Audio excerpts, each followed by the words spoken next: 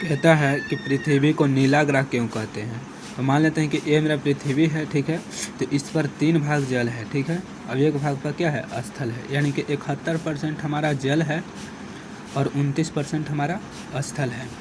तो पृथ्वी को नीला ग्रह क्यों कहते हैं, तो पृथ्वी पर जल की मात्रा अधिक मात्रा में पाया जाता है, जिसके कारण पृथ्वी को नीला ग्रह कहते हैं।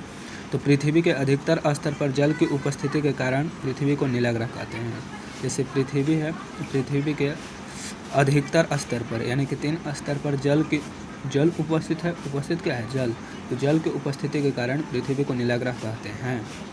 पृथ्वी को नीला ग्रह क्यों कहते हैं, तो पृथ्वी पर अधिकतर स्तर पर जल की उपस्थिति के कारण पृथ्वी को नीला ग्रह कहते हैं। पृथ्वी के अधिकतर स्तर पर जल की उपस्थिति के कारण पृथ्वी को नीला ग्रह कहते हैं। विश्व का कुल जल का आयतन जो है वो महासागर में कितना है, तो 96.5% मेरा महासागर में पानी है और 2.5% मृदु जल है। विश्व के कुल जल का आयतन यहाँ पे पूछ रहा है, तो 96.5% हमारा महासागर में है, 2.5% मृदु जल में।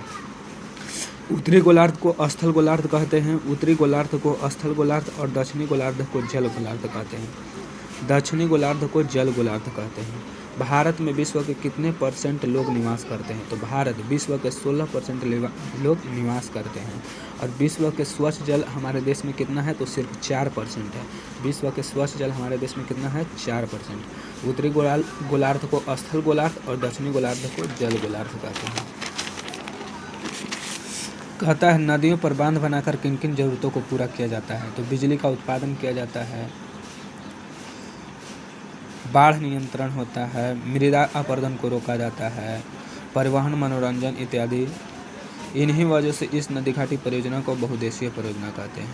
बहुउद्देशीय परियोजना क्या है, तो वैसी परियोजना जो बहुत सारे उद्देश्यों से मिलकर बना होता है, जैसे बिजली का उत्पादन, बाढ़ का नियंत्रण, मृदा अपरदन, परिवहन, मनोरंजन, सिंचाई के लिए।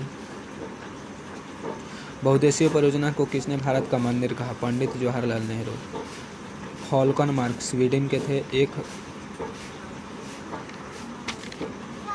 फॉल्कनमार्क स्वीडन के थे। उन्होंने बताया कि प्रत्येक व्यक्ति को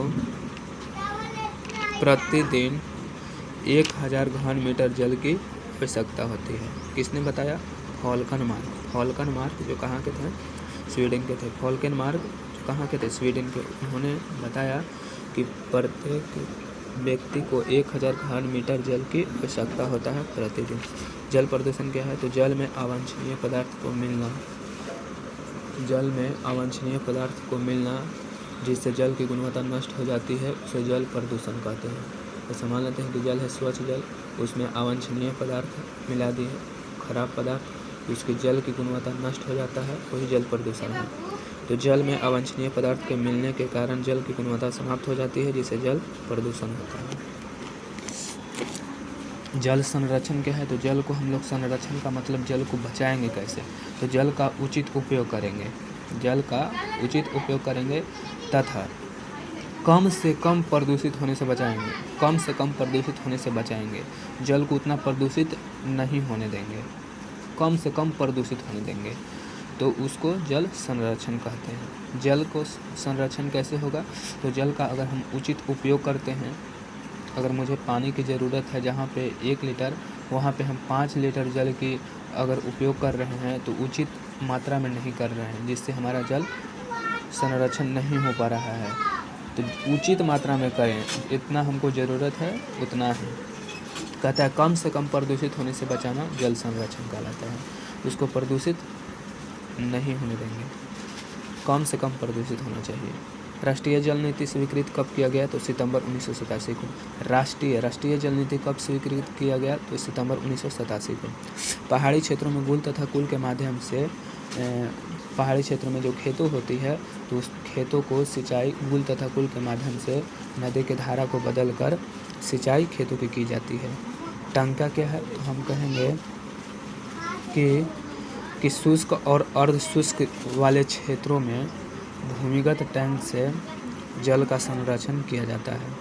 शुष्क और अर्ध शुष्क वाले क्षेत्रों में भूमिगत टैंक के माध्यम से जल को संरक्षित किया जाता है, जिसे टंका कहते हैं। टंका क्या है? तो हम कहेंगे कि शुष्क और अर्ध शुष्क वाले क्षेत्रों में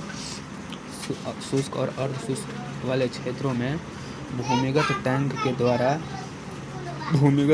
के माध्यम से जल का संरक्षण किया जाता है, जिसे टंका कहते हैं।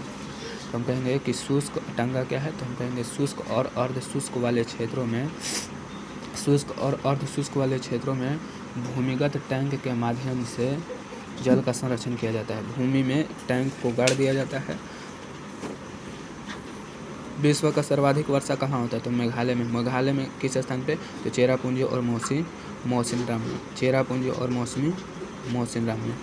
प्राणियों में जल की मात्रा कितना होता है? 65%, यानी कि 65% जो होता है प्राणियों में जल की मात्रा होती है 65%।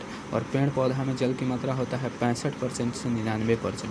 यानी कि अगर मानव रहेगा, कोई जानवर रहेगा तो उसमें पानी की जो प्रतिशत मात्रा है वो 65% है, लेकिन कोई अगर पेड़ पौधा रहेगा तो उसमें 65% से 99% तक के जल की मात्रा होती है।